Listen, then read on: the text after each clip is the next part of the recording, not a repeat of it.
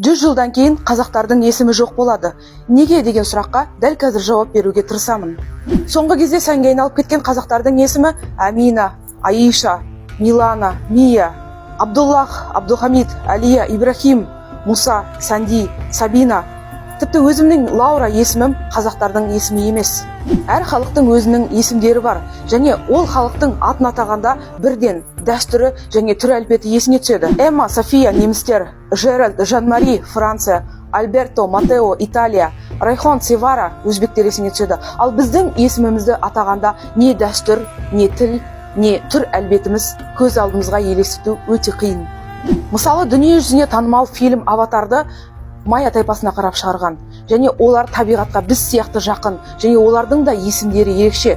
Мысал ретінде, олардың планетасы Пандора, олардың ағашы Ива, ол кейіпкердің есімі Нейтери, және өзінше үндестік бар, өзінше мыңдаған жылдар бойы тарихы бар тайпадан алып, дүние жүзіне танымал фильм шығарып отыр. Ал біз өзіміздің үніміз ың, о, үндестіктен айырылып жатырмыз. Біз қазақтар есімді ырымдап қоямыз.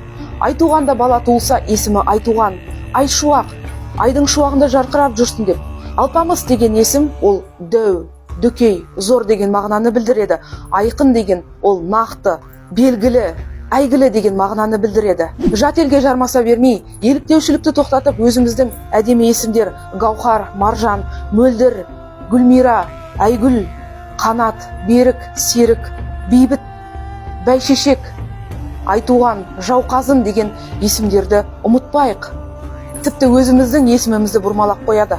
Мөлдірді Мөлдір, Сәндіні Сәнди, Бейбітті Бейбут, Өмірбайды Өмірбай деп айтқан кезде бұл еліктеушілік емес пе?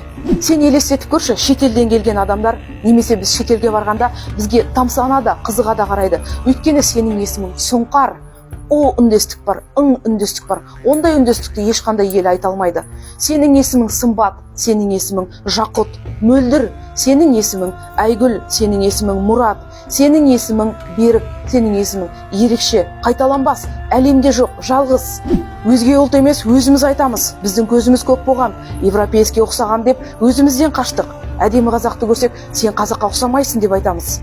Біздің түріміз түркі қағанның түрі, біздің түріміз сақтардың түрі.